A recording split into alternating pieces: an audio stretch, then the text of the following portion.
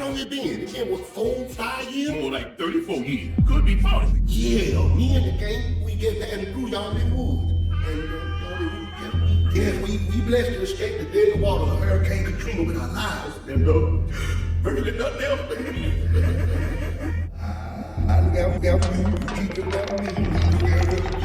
Nope, don't do it. That's the government's job. What do you hope to get out of helping these people? Not a damn thing. Wow, so selfless. Blah, blah, blah.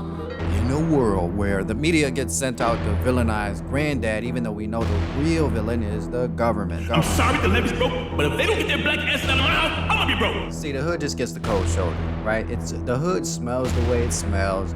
It looks the way it looks. It tastes the way it... I mean... Why are you throwing innocent children out into the street? Is it true you hate more black people? Is it true? Did Bill Cosby put you up to this, Mr. Freeman? Mr. Freeman? For years I've been handing out charity. That's just the dad in me. Laser gun come with the battery. Let me explain this in the simplest terms possible. I'm from the hood, so I would know. I've done a lot to remove myself from that situation, and if you're in a similar situation, you should do the same too. Death kills us like crack killed Pookie, like Schwarzenegger killed Dookie. Chewbacca was a Wookiee. Revolution. What's wrong with you, Cairo? That nigga's corny. Corny? Nigga, you're corny. At least he's here. Why don't you go follow your punk-ass granddad back to Whitesville, fake nigga? And here we go with the guilt trip. And the Boondocks, among many other things, is an illustration of the hood to suburb culture shock that some people of color might go through when they quote-unquote make it out the hood. Now, Granddad was a guy that made it out. He made it out of the proverbial barrel of crabs. But you see, shortly thereafter, the coonery ensues. And because of his sacrifices over the years, he becomes jaded and grows a conservative colored shell which manifests itself in the form of a beige $1 million home in a white neighborhood. Granddad has done all of his fighting, okay? He's now retired, and very much willing to settle for the progress that he made throughout his civil rights years, but ultimately finds any recognition for his work to be fleeting at best. I did that. I flew that secret mission. That was wrong, right? But that was me. You see, he's so far removed from the hood that he can't even get validation from that community. He's not only far removed from that part of his life distance-wise, but also age-wise, as he would much more readily dislocate a hip than actually be hip. Huey and Riley are the kids that are privileged enough to be taken out of the hood at a young age. So their conflict is they really grew up in the hood, but they're not done growing up yet, and now they gotta adapt to the burbs. On one hand, Huey is very lucid, often giving things 1 or 2 more thoughts before actually doing them. And on the other hand, Riley is much more grounded in the toxic hood mentality.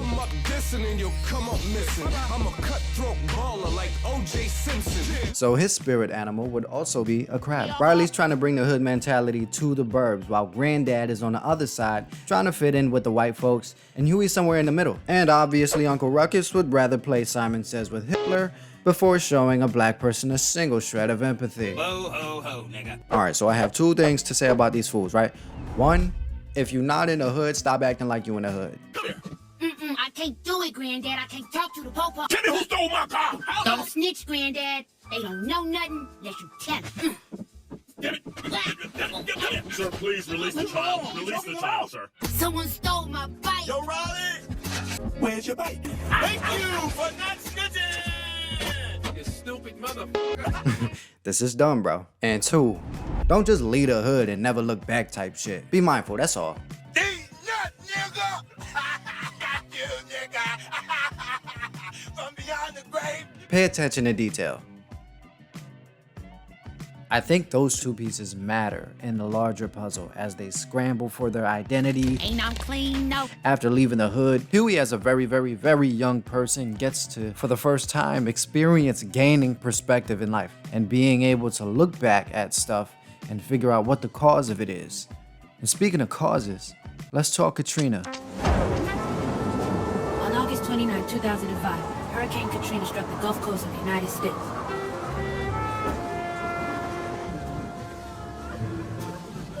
Several hours later, residents of New Orleans' Lower Ninth Ward reported hearing a loud explosion. Then the flood came. I'm gonna go out on a limb and say that the locals are not delusional and they heard what they heard. Because nowadays we have to be very keen on believing the victim. Personally, I smell foul play, and I wouldn't put it past anyone, just like the dam wouldn't, had it not been detonated. Make it make sense, Bush. George Bush doesn't care about black people. We must stop the terror.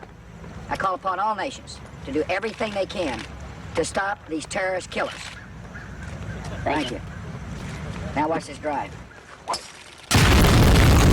You know what? Maybe we shouldn't poke the bear. You see, the hood just gets the cold shoulder, right? The hood smells the way it smells. It looks the way it looks. It tastes the way it looks the way that it's in the state that it's in by design. Most people of color fully understand this as common knowledge too. But at the same time, you got niggas like this. Well, you know how we do. We bring the hood with us, right here. Now let's make it rain. That's right, y'all. Magnificent bringing the hood to this very state. The ghetto was here, y'all. This may cut into his lane budget, but his portfolio has to start somewhere. And as funny as it sounds, I really wish turning the hood into a franchise wasn't the reality it actually is. Like, look at all across America. Matter of fact, look on YouTube. People come in droves to see the handiwork of Uncle Sam. Every hood has a bad reputation, but some worse than others. They have nothing to go home to. We let them niggas stay here, we won't have nothing to go home to. Everybody know New Orleans niggas are grind meat. Yep, thanks, buddy. That's my hat. Oh, y'all got the new Xbox too? Oh, Nigga, what you doing? Oh, let me serve this nigga Huey, you heard me?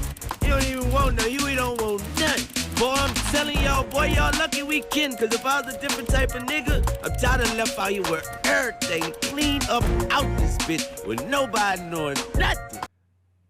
You was this way before Katrina, wasn't you?